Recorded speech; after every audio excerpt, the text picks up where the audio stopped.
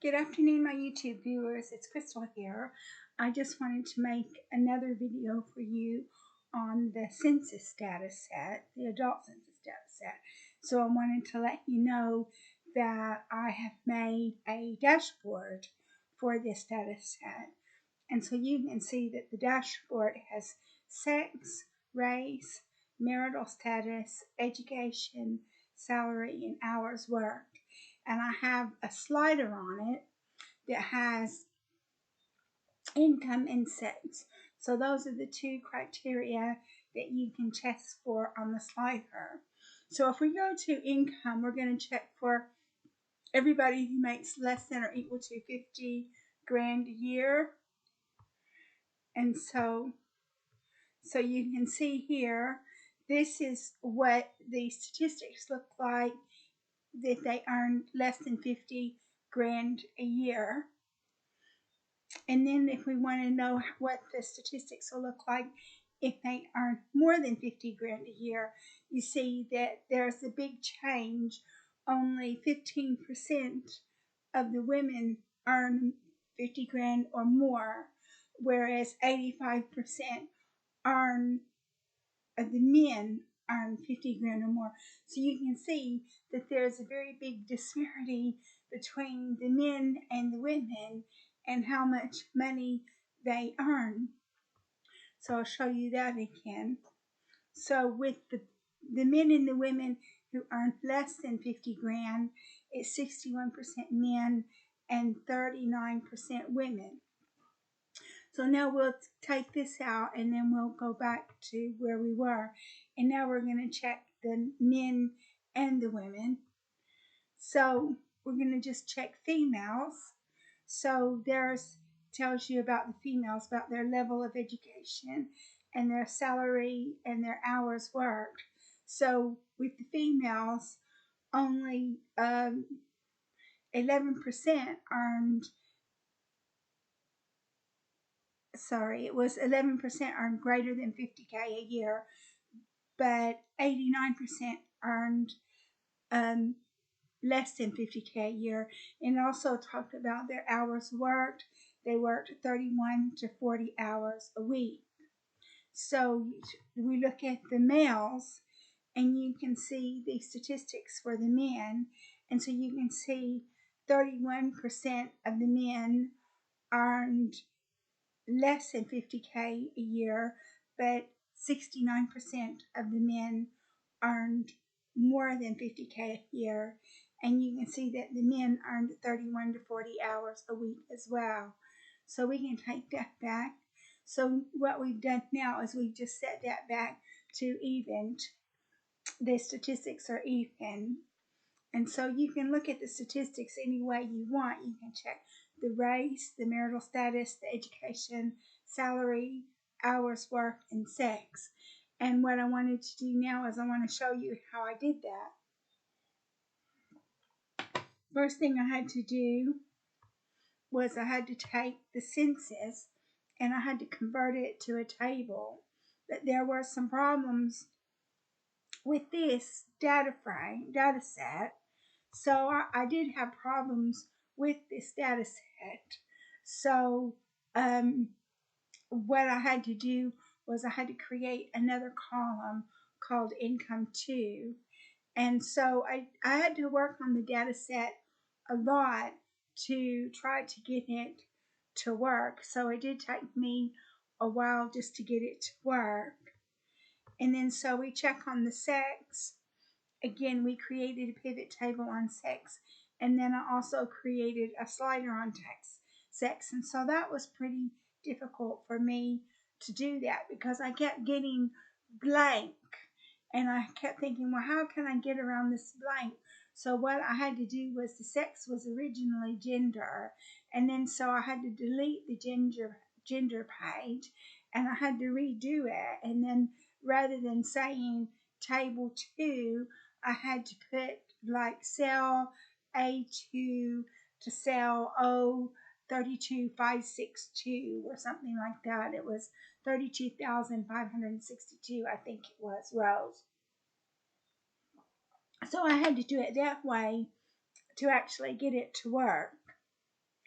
And then we look at the hours worked. The hours worked, it's the same. So what we did with the hours worked, because this went all the way up to like 99 hours, or maybe even 120 hours, or it says 99 hours. So what I did was I grouped them. And how I grouped them, if you go to double click on that, I think there was a group value. I think it said,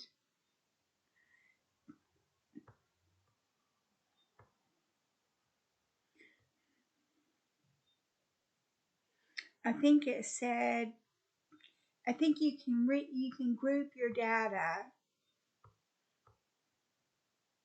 Yeah, so it said group. So I grouped it to 1 to 99 and 10. I'm not sure exactly how many hours a week it was. I think it was 120 or something. But this said 99, so 1 to 99 and 10. And then so I grouped it.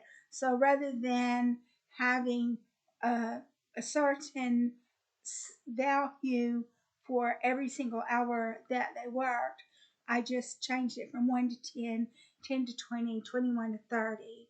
If I hadn't done that, then I would have had to insert a scroll bar, but I think it worked out better to group it. So there's your hours worked. Then we took our race. So I did race in a pie chart, and so so there's your race in the pie chart. Then we check our education. This was how many hours of education that they had, how many years of education that they had. And you see the highest level of education was 9 years. And after that, it was 10 years. So then we check the salary. So you can see that you had like 24%